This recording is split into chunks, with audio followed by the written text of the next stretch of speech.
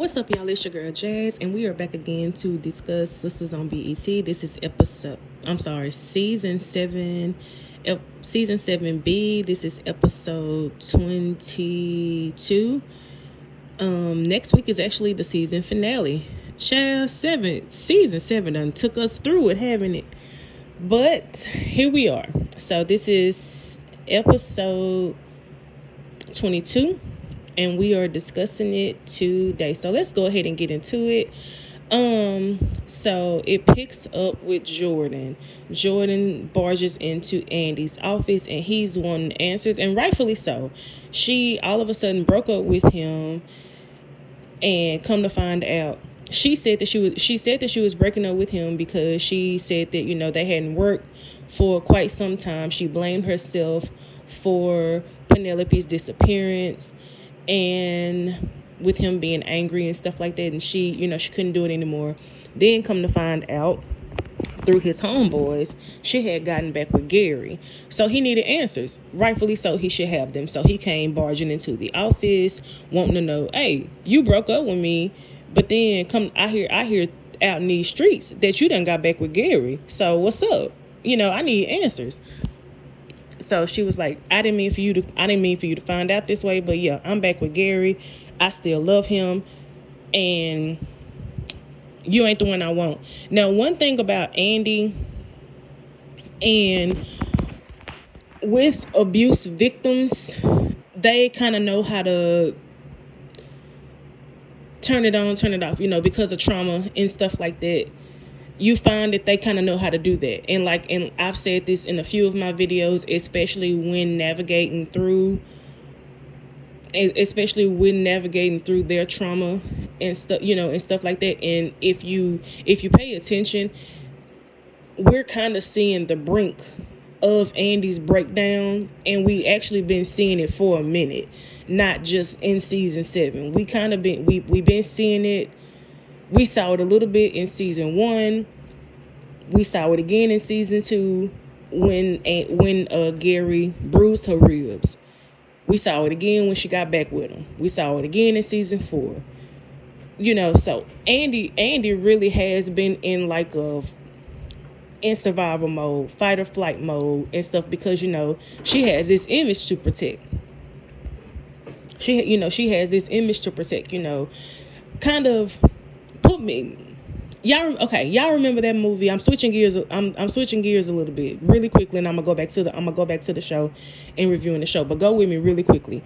Y'all remember the movie Medea's Family Reunion? And y'all remember, I think her name was Lisa. Y'all remember when Lisa had told her mama that the guy that she was engaged to, I forget his name, but in the movie Medea's Family Reunion, when Lisa told her mom that she confided in her mom that he was beating on her, right? And Lisa's mom said, well, you need to stop doing what you're doing to make him angry. And her mom, and Lisa was like, Lisa expected her mom to advocate for, and tell her to get out the relationship. But instead, Lisa's mom was like, well, you need to stop doing what you have to do. You need to stop doing what you're doing to piss him off. You need to stop doing what you're doing. Basically, Lisa's mom made it her fault and told her she need to stop making them mad. And told her, stop doing what you're doing to make them mad. Be a good wife and you ain't gonna have no problems, because women sometimes need to deal with things in order to be comfortable. And Andi was with Gary. He had money. He was established. He was an astute, quote unquote, businessman. She already felt like he had lost a lot because of her. She had already blamed herself because of that. You know what I'm saying? She was already kind of victim shaming herself. She had already been in an abusive relationship before Gary. So there was a trauma. There was a trauma behind that. Her friends had already murdered her last guy, I think. And if you go back to season 1, her friends had kind of let the cat out the bag of what they did to him. Just go back and watch. I'm not gonna tell you what episode it is, but you gotta kind of. Season 1 had all the tea in it. You just gotta go look for it. But anyway, Anyway, so I'm making a point to say Andy's mind already has a whole bunch of blockers. Andy mind already has a bunch of trauma in it, so she shuts down a lot. You know what I'm saying? So she's hot and cold. She's hot and cold. And she's fragile. That's why when people be like, Andy's stupid, and how can she be so smart, and her and her talents and stuff has nothing to do with what she with what she takes and stuff from a guy. It doesn't her deal breakers and stuff from a guy doesn't negate from the fact that she's a victim, because she is. But anyway, so she tells Jordan, she immediately goes into survival mode, and she's like, look, hanging out with you and your sister and seeing your sister with Gary made me realize that I still love him. So yeah, I'm back with him. Jordan is like, I'm not buying it. You're not about to sit here, look me in my face and tell. And that's one thing that I appreciate about Jordan. And we kind of get a deeper look into how close her and Jordan actually were, and the fact that her and Jordan really was and is love in their relationship. Because he's like, look, no, I'm not buying it. You're not about to tell me all the deep conversations we had, how I touched you, how I loved you, and stuff, that you still love that dude. You're not about to sit here and tell me that. So he was like, the only reason for you to go back to him is because he has something over you. He got something on you. He got something over you, and I'm gonna find out what it is. And so she broke out of that, and of course she was crying and stuff. She was like, Jordan, please just let it go. Just let it be. Which, of course, was a dead giveaway that he was right. But, of course, he had already left out the office. Fatima comes in, runs in, and was like, what's wrong? What happened? And she was like, Jordan said he's gonna find out what it is, but I don't want nothing to happen to him. And I don't have a choice. I have to marry Gary. And if I don't marry Gary, Jordan dies, or I die, And Fatima was like, no, you don't have to do nothing that you're not comfortable with. You don't have to go through with this. You have options. You have resources, And so Fatima was like, no, he's not gonna get away with this. And so Fatima storms out like she gonna do something. And see, I appreciate Fatima being a friend, but this is where I feel like Fatima doesn't use discernment, and I feel like she just get impulsive, if you will, because Fatima my girl. That's my girl now. But this is where I also feel like, and I'm not saying you can't help your friend. I'm not saying that at all. I'm not saying that you can't help your friend, because while I appreciate Andi does have someone in her corner, Fatima has to be cognizant of the fact that she has a kid at home. You know what I'm saying? She has her own kid at home too. This is where Fatima utilizes her resources. You know what I'm saying? Instead of her going after Gary, which we'll get to in a minute. Well, no, I guess I can go ahead and knock it out now. She goes after Gary herself and is like, you need to leave Andi alone. And he was like, oh, what, so he cuts her off and tells her, I'm marrying Andi, and it's nothing that you can do about it. It's nothing that Zac can do about it. And you need to tell Zac I'm taking care of his money. I'm marrying Andi. You can't do nothing about it. And so she grabs him. She grabs him twice. Now, y'all know me. I'm going to be fair across the board now. The same way it's unfair for Gary to put his hands on anybody, or the same way it's unfair for Karen to put her hands on anybody, or anybody putting their hands on anybody for that matter. I got to put Fatima in. I have to put my girl Fatima on that list now. She should not have put her hands on Gary at all, especially if he did not put his hands on her first. Okay, so she grabbed Gary twice. Gary's henchman pushed Fatima down to the ground, which then caused her to, later on in the episode, then call Madam. Now, personally, I believe that when she was in there talking to Andi, I believe that Madam should have been called. I don't disagree with her calling Madam. She should have called Madam. What I personally think should have happened is when she was talking to Andi was talking about how she don't want to go through with this and stuff. Fatima didn't have to go after Gary herself. She could instead of her going after Gary, she could have just utilized her resources herself instead of going after Gary. She could have just made the phone call and called Madam instead of going after Gary, putting her hands on Gary, the henchman pushing her. She could have just cut that all out and just made the phone call to Madam. You know what I'm saying? Let me know what y'all think in the comments. So that happened, and we see next week she's gonna tell Zac about it, and Zac is gonna get mad, and we gonna see what happens.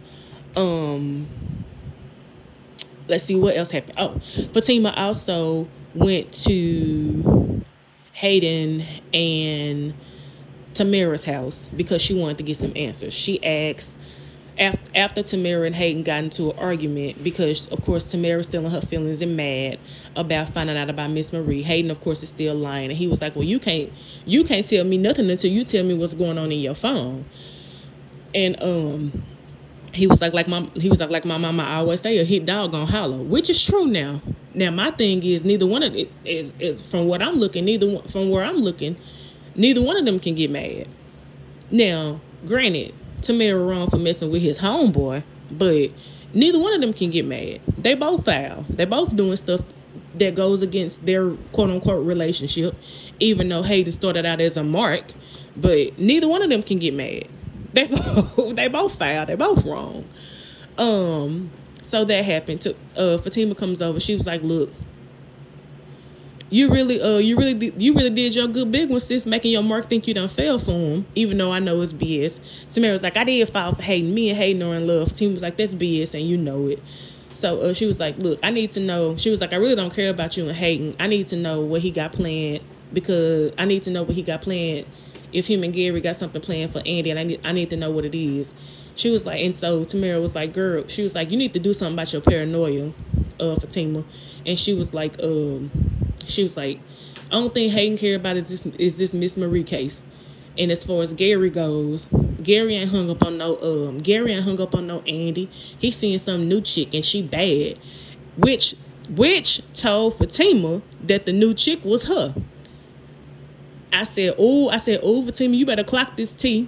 And Tamara didn't even have to tell you a whole bunch of tea. You just discerned it and clocked it. And so Fatima said, thank you so much. You have given me all the information I needed to know. And so she said, I see how you're living. I expected better from you. I said, Fatima, you better clock this tea and throw shade at the same time. So she leaves out, and Fatima was like, I can't stand her. And she called her name. I said, now, Tamara, you could have did that while she was in there. See, people like her is fake. So she leave out. Let's see what else happened. Sabrina, I'm all over the place, y'all. I'm sorry about that. Let's see. We have Sabrina. It started out with her talking to Karen on the phone. Karen called her to give her some encouragement because she had the procedure done. She was getting the procedure done she had the IVF procedure that she was getting done, and Karen called to give her some encouragement. Now, and I guess different friends require different sides of you. So yeah, and y'all let me know what y'all think in the comments about what I'm about to say. I just find it a little odd that the day prior they could visibly see their friend Andi was uncomfortable, and with Gary, you could literally see the uncomfortableness within Andi, but yet They're being super nurturing, super sweet, super encouraging to Sabrina. I don't know. Maybe, and again, maybe it's because, like I said, different friends require different things. But that same nurture, to me, that same nurturing, that same encouragement, those same thing, that same empathy, that same sympathy, those same things needed to be for Andi as well. Wouldn't you guys agree? Let me know what y'all think in the comments. But anyway, so Sabrina was saying how she wished that she said that she was nervous. She was talking about how she was nervous and stuff. And Karen was like, well, maybe you're nervous. Maybe you're nervous because, it's your first time and stuff. And also, and Sabrina was like, yeah, or maybe I'm nervous because, or maybe I'm nervous because I wish that my man was actually doing it and not a stranger. And I'm like, or maybe you're nervous because your gut is telling you that something is off about this guy. You do not know this man, Sabrina.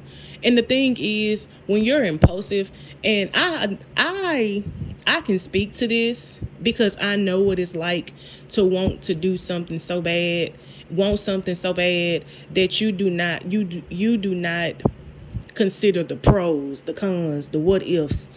You don't think 10 steps ahead. You don't think about the full board. I know what that's like. You know what I'm saying?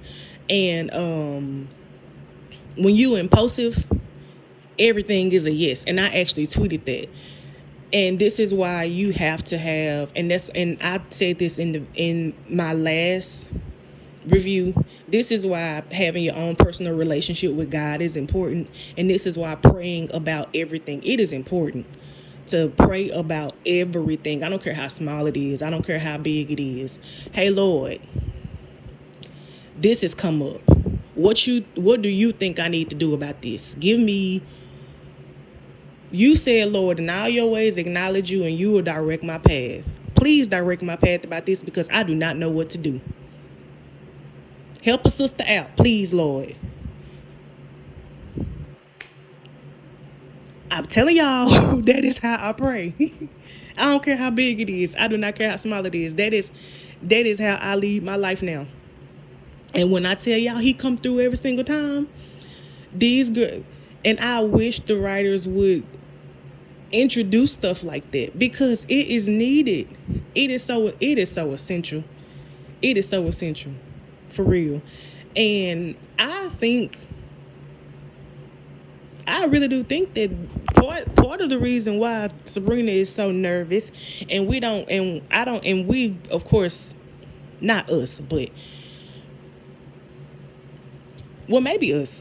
Sometimes we don't attribute nervousness to discernment, but no, for real, stuff like that is your body letting you know, yeah, this may not be something you need to do. And you notice how as soon as she said, yeah, I just wish it was my man and not this stranger that I don't know. Who popped up? That stranger that she didn't know. And did you hear that? And did you hear that music in the background playing? Baby, God gonna spin that block every time, all the time. God is going to spin that block every time, every single time. And I am telling you, Sabrina, and the thing is, Sabrina has been through this before. She went through this with the bio. Ain't that man name? Y'all remember that guy? She went through this with that bio, whatever, in bio. I don't know that man name. The man who she invited him over. She tried to finesse that man, tried to make him think that she liked him. She even tried to dress like his country child. She tried to dress like his country and everything. And asked him for $1 million. She didn't even know him. She asked him for $1 million and he said no. And then he came back the very next day. You know what? On second thought, I don't know you like that, but I'm gonna give you this $1 million. And it was for Maurice to get out. And it was for Maurice to get out of jail. Now, was the gesture good because she was trying to help her homeboy out? 1,000%. But that doesn't mean that you go ask a man you don't know for that X amount of money. Not to mention her motive. Her inviting this man over on false pretenses. She made this man think that she liked him. You know what I'm saying? Y'all get what I'm saying? No. So, same thing here. And this guy has been giving his seed up since he was in high school. Sabrina, baby, that's not a coincidence, honey. And a lot of times we be thinking that stuff is fate. And it's not. We be thinking stuff is God, quote unquote. And it's not. So he showed up, just out the blue, showed up with flowers and stuff, looking all sinister. It is something off about that man. It is something. What is that man? What is this banker her coworker that wants to be her donor? What is his name? I don't know his name. Y'all drop it in the comments. Somebody drop his name in the comments. But yes, so he came by. They were sitting down talking. He was talking about how he was happy to do this for her. And she was like, thank you so much for your generosity on being my donor and stuff. And that's another thing. Sabrina, have you even thought about what if he decides? Have you thought about what if the IVF takes, right? What if when you have this baby, what if he decides he wants to be in this child's life? He has the right to that because it's his child too. You won't be able to just say no, you don't have rights to this child. You can't say that because it's also his child. Do y'all have anything in writing? Oh, you're not thinking that far because all you're thinking about is today, right now. That you want to be a mother so bad, you're not thinking about him as a father because it's his child too. And then Rich came over. She got upset because he was upset. And let's be real. He had a right to be upset. This guy is over at her house while she has on a nightgown. He just popped up. He didn't tell her she was coming over. Her boyfriend comes over. It does look fishy. So I get why Rich is upset. Now, let me say this. Regardless of, yes, Rich does not want to have kids. That's his right. And like I said in my other video, if the roles were reversed, we will be pushing for, yay, for women's rights. Yay, for her right to choose what she wants to do with her body. And he doesn't get to tell her what to do. The same way we're saying she doesn't get to choose what she wants to do. Because right now it's kind of like the fandom is pushing the narrative of them being in a relationship and her having a side dude. It's essentially it's like a side dude without the sex. That's what the fandom is pushing.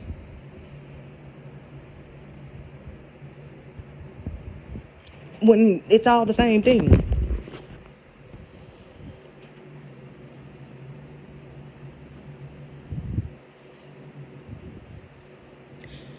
What if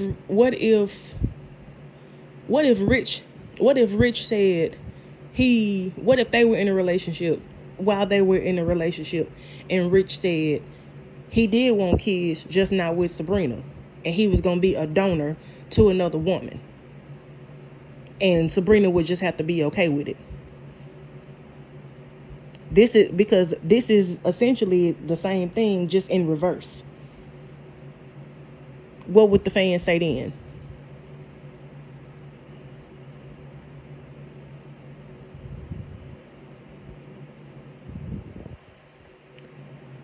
Think about that. Let me know what y'all think in the comments. So basically, okay, so Rich came over.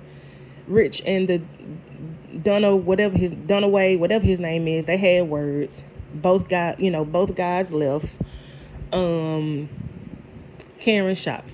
Trey came through and he was like, Karen had an attitude, and he was like, I forget what he said to her, but basically Karen let him know that she saw him with the other girl. And Trey was like, oh, okay. And she was like, and he was like, okay, well, me and Pam not exclusive. And so Karen was like, well, does she know that? And she was like, because she going around telling everybody that you the one, and you need to tell her this, so you need to tell her that y'all not exclusive, so she don't get hurt, because I may be pissed off at her right now, but that's still my girl. And so Trey did right. He just let her talk, and he just let her talk and didn't say nothing or whatever. He was like, yeah, okay, I hear you.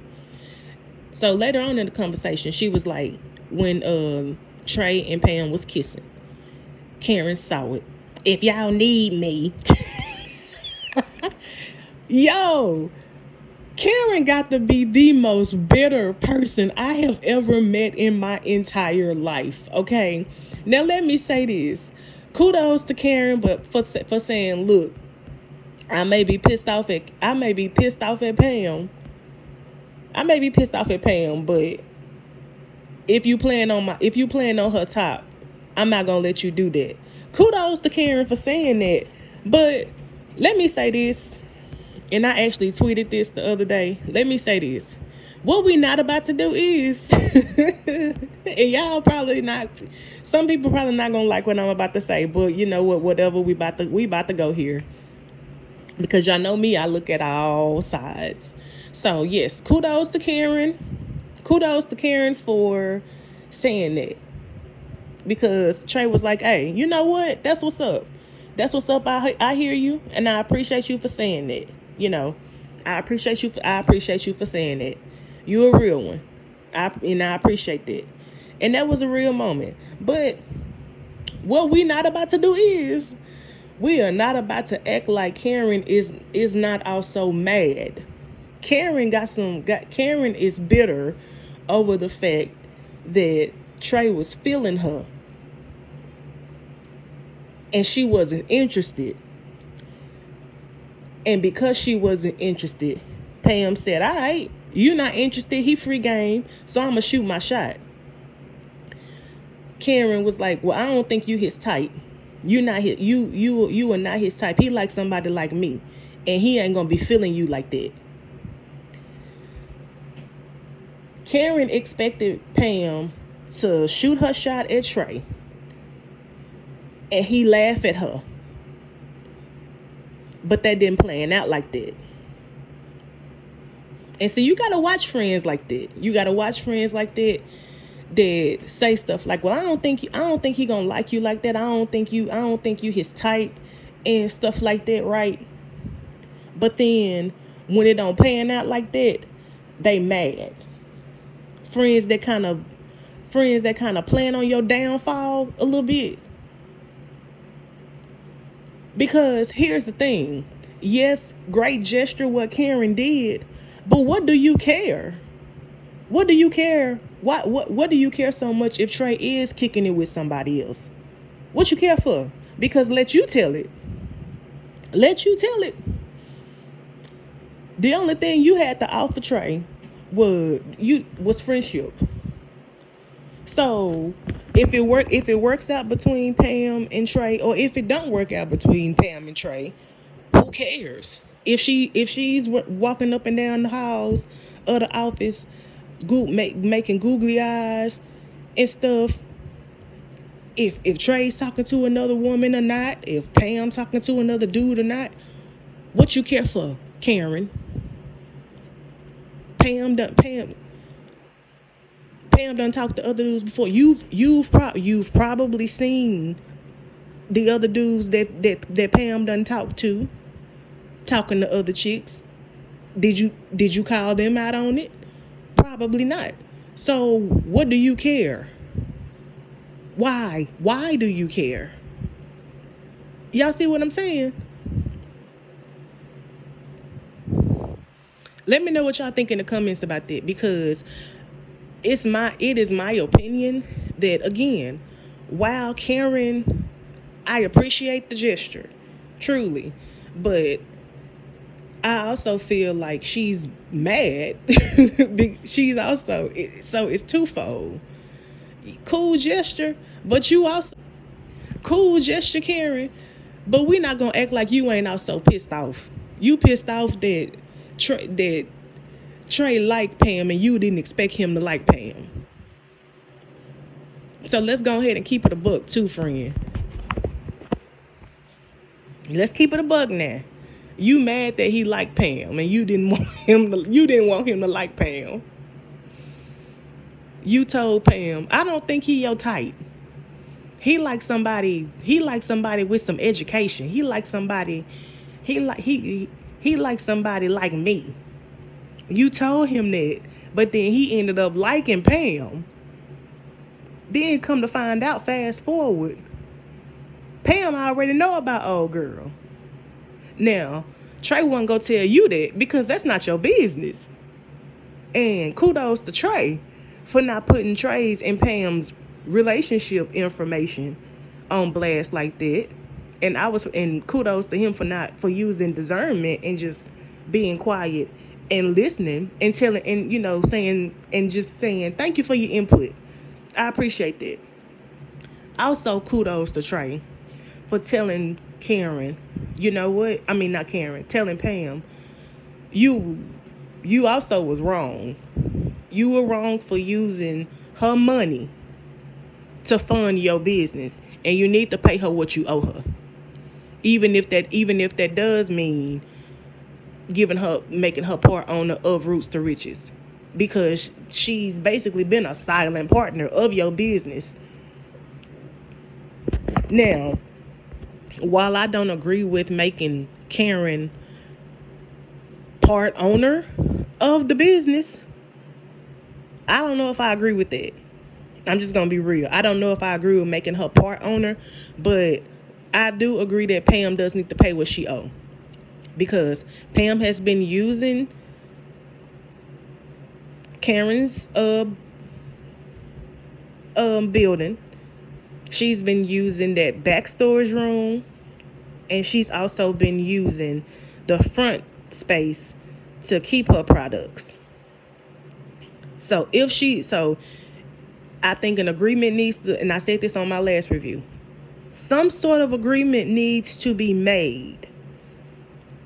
If that means Pam just buying Karen out, because I don't know how much money Pam has made.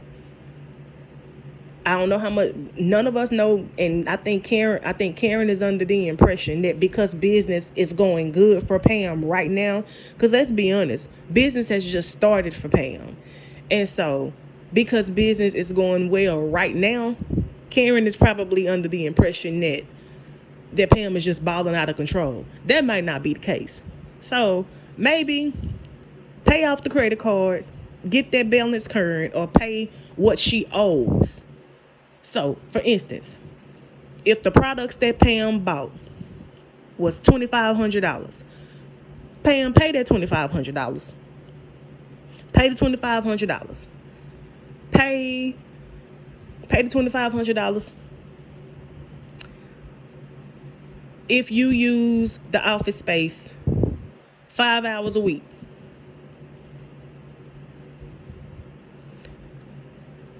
pay enough to cover that. Or Find out the booth rent that everybody else pay and pay that. Something. Put it in writing. Cover that. Do what everybody else does, because essentially you do what everybody else does. So if you're going to be a business owner, Pam, do it with integrity, especially if you want your business to grow. That's how you do it, sis. That's how you do it. So that happened. And Trey also told Pam that the talk with Karen made him realize that he don't want to fool with nobody but her. So now they are exclusive. So Karen, baby, you ain't do nothing but push the knob to make them be together for real, boo. So good job, sis. Good job. That happened. Let's see what else happened. Danny actually went to the office to see Andi. Told her that she thinks that she knows that she's lying, because Andi couldn't even look her in the eye. She's like, look, I know you lying, but you'll tell in your own time. You'll tell me. See, this is what was needed yesterday. Well, not yesterday in Sister's timeline. I know you lying. You can't even look me in the eye. Look me in the eye when you say that you in love with Gary. But it's okay. I'm going to sit here with you, and I'm going to sit here and talk to you. You'll tell me when you're ready. So they sit there and they talked. They walked out. The office. Andi ran into Hayden. And Hayden was like, where are you about to go? And Danny was like, where are you go? Who are you? And just give me the word, now pepper spray him. Oh, I loved it. I loved that interaction. She was like, she said, Charlie, your pants too tight. Your pants about to break. I forgot what she called him, but ooh, it was funny. It was too funny. Let's see. I want to make sure I cover everything. Y'all, Gary is unhinged. I am telling y'all, writers, if y'all watch my reviews, y'all better tell Tyler Perry, Surviving Gary Borders needs to be in the books and in the making. Cheeto murks his role as Gary, and he is carrying season 7 because Jordan went to go Jordan went to go see Gary, and he tried to yoke up Gary. Gary said, go on, get back to your itty bitty election. And then Gary got on the phone with Andi and told her, you better do like Jagged Edge and meet me at the altar in your white dress. I said, Gary, please. Gary, please stop it. What do you mean? That fool said, you better do like Jagged Edge and meet me at the altar in your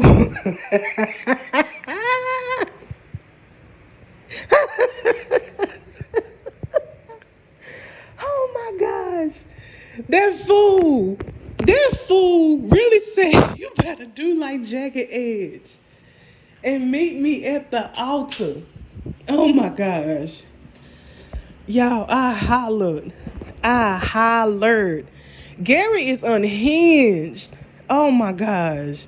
But like I said, when you expose the enemy, they be all of themselves. Okay.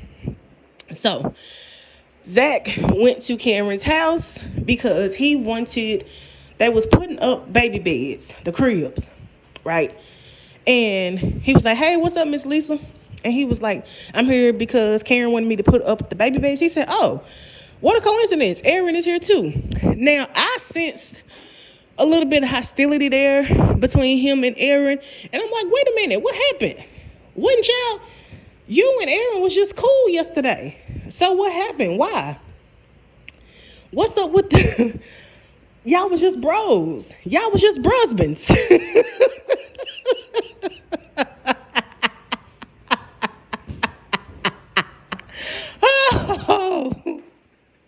I'm sorry.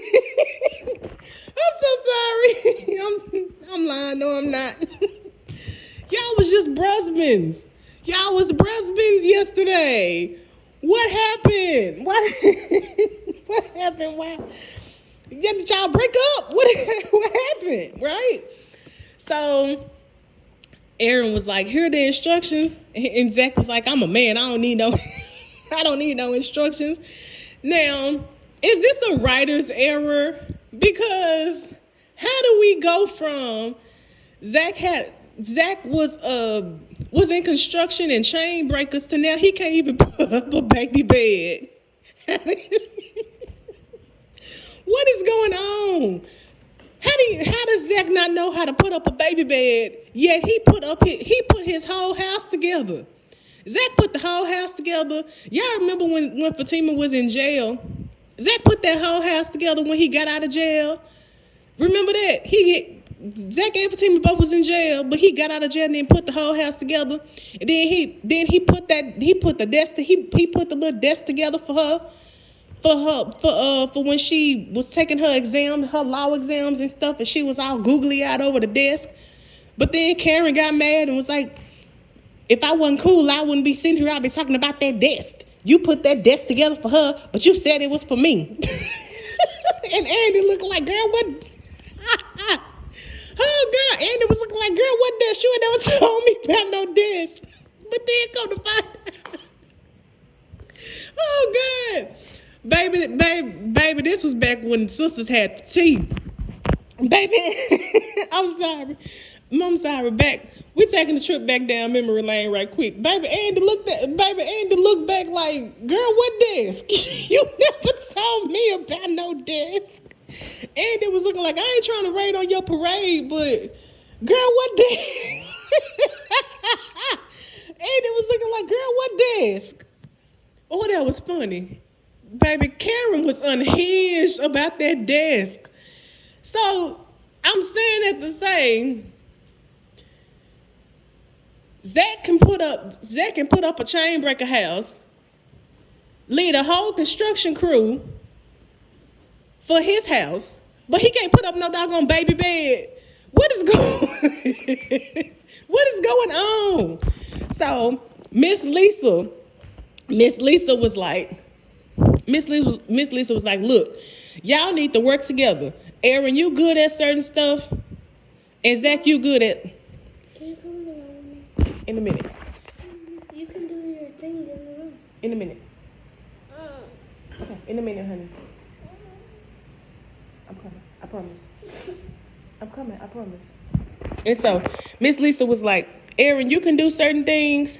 Zac, you can do certain things. Zac is good with money. So let him. Now, I don't think Miss Lisa likes Zac. I think Miss Lisa is team Aaron. I've always maintained that. But she was like, you let Zac handle all the money and let him do the trust funds and the college funds. Now, hold on. And I was like, now, hold on. How is it and why is it that Zac has to be the only person contributing financially? I don't understand that. Why is Zac the only one?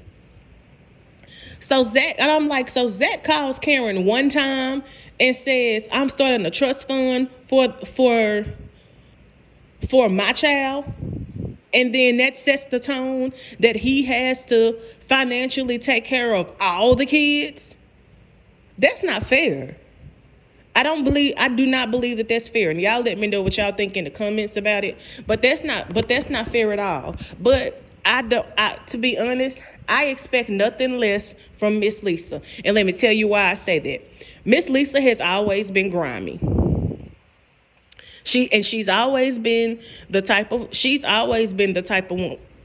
woman to expose. I've always said that she's the type of woman who would do something like this. And she actually said this back in season 5. Y'all remember back in season 5 when Zac went over to the house and was like, look, you need to do something about Karen because she's becoming unhinged. She calling my girl all out her name. Mama, can I get some pizza? I'm hungry. You can have my unloaded fries over there. She was like, you, Zach was like, you need to do something about Karen, because Karen is calling my girl all out her name and stuff. And I have always said, and I've always said that if the child is mine, I'll take care of the child. And so Miss Lisa said, oh, don't tell me you on this baby train too.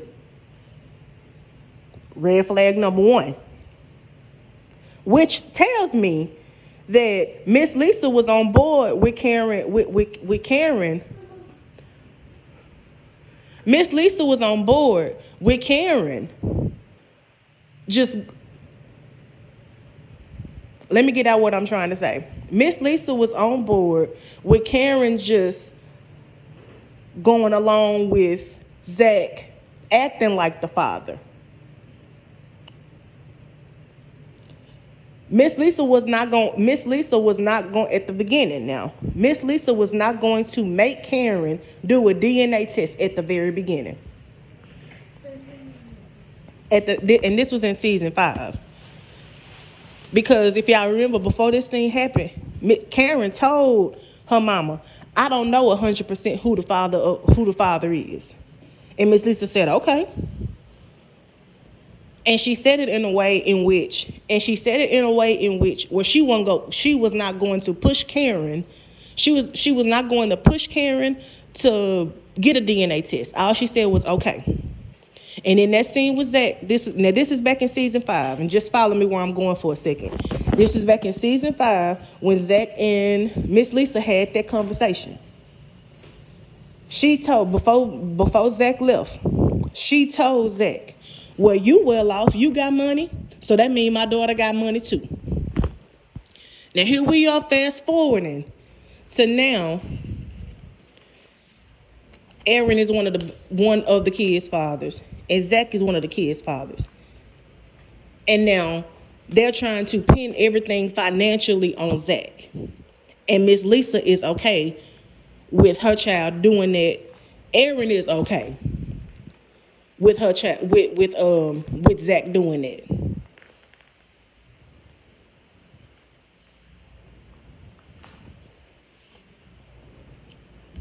And unfortunately, so is Fatima. Now there's a difference between everybody being on one accord and one page. There's a difference between everybody being with one accord and on one page and stuff. But it seems like everybody just using Zach. It seems like the writers are just making everybody use Zach.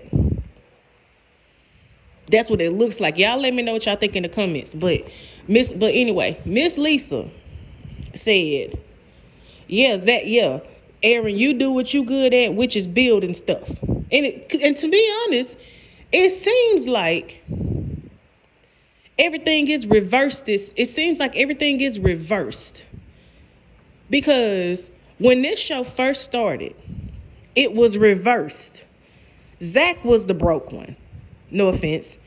And Aaron was the one that was well off with money, because that's what initially made Karen attracted to Aaron. Zach was the one that was struggling. Zach was the one that was broke. Zach couldn't help her financially. Zach, she felt like she had to do everything, take care of everything. But here comes Aaron, who's this millionaire, taking some of the things off of her plate. This is what made her, quote unquote, fall for him. Now, fast forward to season 7. Is that what they're trying to do? Y'all let me know what y'all think in the comments. Is that what they're trying to do? Do y'all think that? Is that it? Because it seems like it's reversed now. That Aaron is the one that's broke, but Zach is the one who, quote unquote, has money. And child, the way that they're making Zach spend money, everybody finna be broke. Everybody finna be riding bikes all over Atlanta with the kids on their hips. And everybody finna be pissed off at each other. Or at the rate that they're having Zach spend his money, They about to be living off of Fatima's money. And that's not fair at all. Why can't Karen put some money aside? Cause she don't want to be stressed? I understand not wanting Karen to be stressed out. But child, Karen, this is equally Karen's kids. Karen needs to be coughing up money.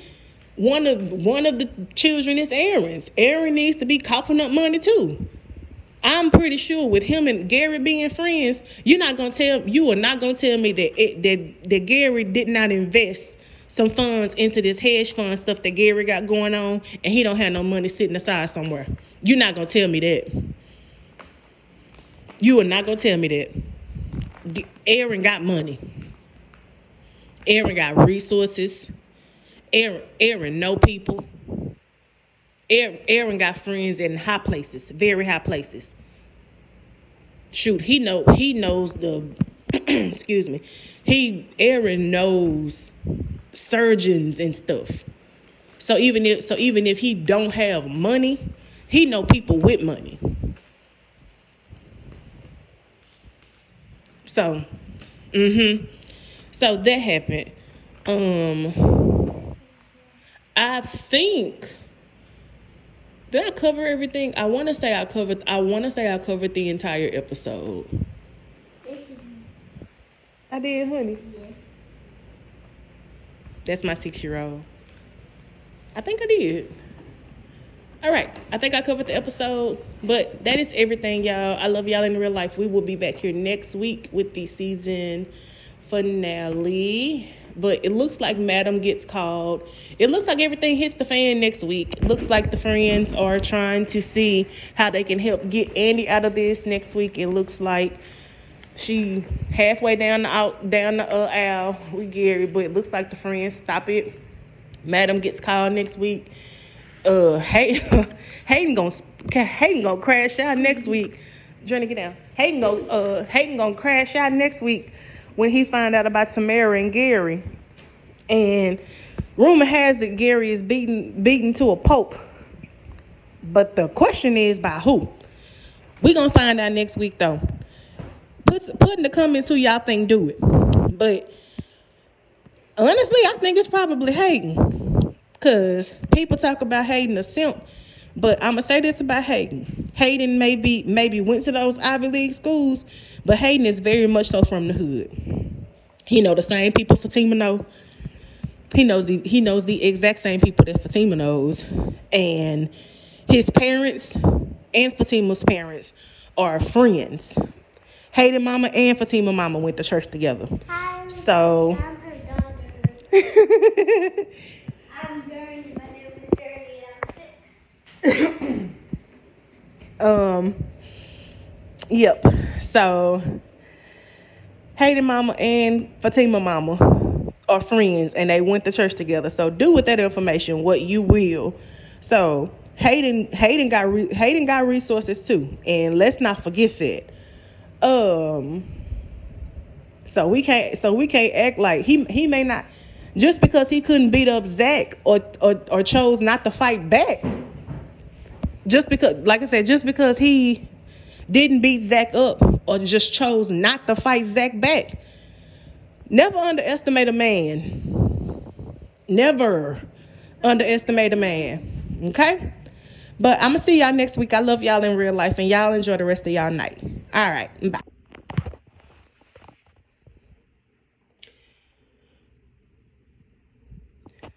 The girls actually also met Sabrina at the hospital along with the guy. I forget his name. The guy went in the room with Sabrina to have the procedure done. The girls were actually offended by that. And I would be too. Because, now friend, we've known you for 20 years. What you about to let this dude that you don't even know, who's about to be your D donor, be in the room with you? You don't even know this man, and this man ain't your boyfriend. What you about to have him in the room for? So Andi was like, I'm actually offended. So I understand it. I understand Andi. But Danny was like, child, I'm here for it. And Karen was like, okay. So everybody else stayed in the lobby. Of course, there was banter among Andi and Maurice. Maurice told her that she had on a funeral suit. Andi said, "Do I really have on a funeral suit?" And then he said, "Wait, you doing a case for Miss Marie, right?" And she said, "Yes." And he was like, "Child, this her fifth marriage, ain't it?" She said, "Now, child, you know I can't talk about the case." He said, well, she a bad one because she make all her spouses take her name." And he said, "Speaking of, her husband is actually one of my clients. You may know him as Mr. Wallace, but I know him as such and such." So, child, baby. Andi said, "Wait, pull up his social media." So I'm telling you, that is how she is going to make partner, because she is actually going to find out that Marie Wallace's husband has been kicking it on Maurice's site. Child, sometimes there ain't another woman, it's another man. And Andi is about to find that information out, and she's about to use this intel. Sometimes, and this is why Miss Marie told her, if you be thorough, if you sit back, if you chill, and be 3 steps ahead of the game, you get what you need. And Andi is about to make this partner role. She's about to make partner, and she didn't have to do what Hayden did to get it. So, like I've been said, Miss Marie was actually a blessing in disguise for Andi. And we see next week that she is telling Miss Marie what's going on between her and Gary. And Miss Marie is actually going to get her out of it, because you do not become a woman of Miss Marie's caliber, a $1 billion client. You don't become a billionaire in a city like Atlanta, Georgia, and do not have access to people and things. Because we saw Miss Marie told Gary, "You know I don't walk in a room without knowing people. I will bet everything that Miss Marie knows Fatima's people. Miss Marie knows Madam's people. And I'll be willing to bet Miss Marie is actually already on Madam's payroll. I bet all this stuff is connected, because some of those lawyers that work in that law firm probably is on Madam's payroll. So this is all connected. This is all connected. So we shall see.